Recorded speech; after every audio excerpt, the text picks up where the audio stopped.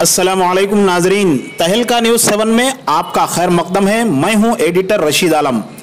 आज ज़िले निर्मल मुस्तकर में न्यू बस स्टैंड के रूबरू सदियों से मौजूद फ्रूट मार्केट को मजलिस बल्दिया के तहत महकमा रेवेन्यू व महकमा पुलिस के ओहदेदारों के साथ पहुंचकर जेसीबी लगाकर मुनहद्दिम करने की कोशिश पर साबिका रुकन असम्बली एलएटी महेश्वर रेड्डी व सदर डीसीसी आदिलाबाद ने अपनी क़ियामगाह पर प्रेस कॉन्फ्रेंस से खिताब करते हुए अफसोस का इजहार किया और कहा कि हुकूमत तेलंगाना एक तरफ अपने मैनिफेस्टो में रोजगार देने का वादा करके फरामोश कर दी है, जबकि तेलंगाना को बंगारो तेलंगाना बनाने के अपने वादे से भी मुकर चुकी है, तो दूसरी तरफ यहाँ फ्रूट मार्केट में सैकड़ों की तादाद में ताजरीन को बेरोजगार बनाने की तैयारी कर रही है।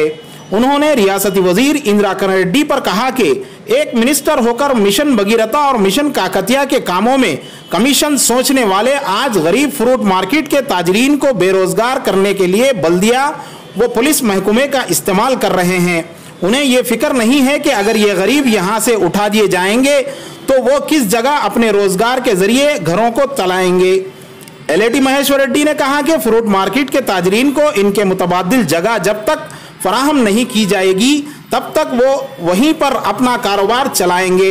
अगर जबरदस्ती इन्हें उठाने की कोशिश की गई तो वो हुकूमत के खिलाफ सड़कों पर एहतजाज के लिए उतर आएंगे। मिस्टर महेश्वर रेड्डी ने कहा कि इन गरीबों का साथ कांग्रेस पार्टी देगी और ये जमहूरियत का पूरा हक है। यहाँ किसी को अपने घर से कोई नहीं देता। अवाम का हक देने के लिए तुम्हारी मनमानी नहीं चलेगी।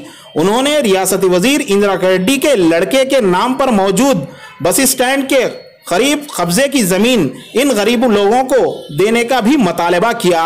इस मौके पर पार्टी कायदीन ए पोशट्टी, मोहम्मद अजहर, मोहम्मद मोइन, चंद्रशेखर, जुनेद मेमन, मोहम्मद रफ़ी, शाहीन हाशमी, शेख हैदर वगैरह मौजूद थे। इनके अलावा फ्रूट मार्केट के ताजरीन की कसीर तादाद शरीक रही। ब्यूरो रिपोर्ट, तहलका न्यूज़ 7।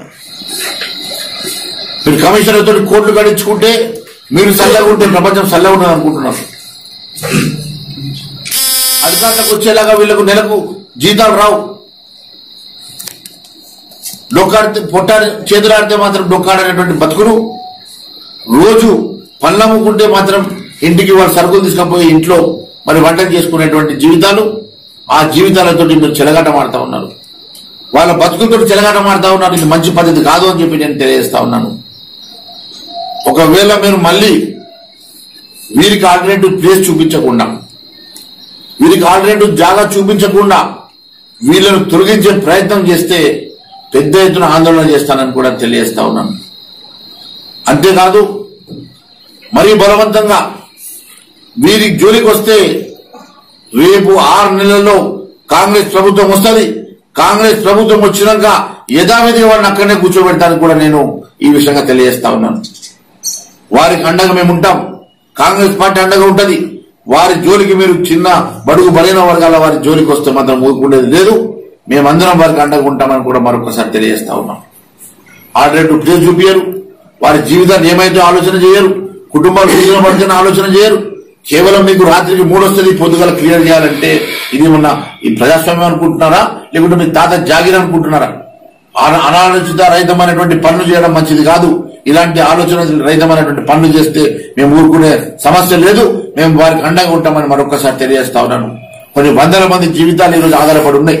మరి కేవలం అట్టడుగు వర్గాలు, మరి బలహీన వర్గాలు, అన్నిటికన్నా ముఖ్యం నిరుపేదలైనటువంటి మరి ఇలాంటి వారి జోలికి మీరు వస్తే మరి పుట్టగదులు ఉన్నామని కూడా మరొకసారి తెలియజేస్తా ఉన్నాను.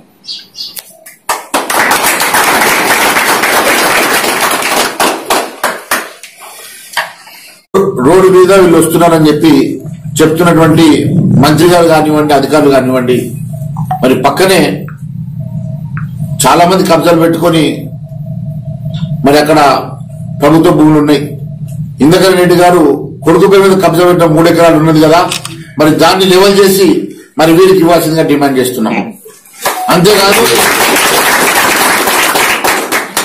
అంతేకాదు మరి ఆర్టీసీ డిపో పక్కన ఉన్నటువంటి మరి ప్లేస్ లో మొరం లింపి మరి బస్ స్టాండ్ పక్కన మరి వారి పక్కన మరి అక్కడనే ఆల్టర్నేటివ్ గా మరి ఫిల్అప్ చేసి ఇచ్చినా కూడా మేము వీళ్ళని కన్విన్స్ చేసి మరి అక్కడ వీళ్ళు షిఫ్ట్ చేయించే ప్రయత్నం చేద్దాం. లేని పక్షంలో అక్కడి నుంచి ఒక ఇంచు జరిపినా కూడా మేము ఊరుకునే సమస్య లేదు, మేము వారికి అండగా ఉంటామని కూడా మరొక్కసారి తెలియజేసుకుంటూ ఇలాంటి మరి అరాచకమైనటువంటి పనులు చేస్తే ఊరుకునేది లేదని కూడా హెచ్చరిస్తాము। दोस्तों सब्सक्राइब कीजिए तहलका न्यूज़ 7 को और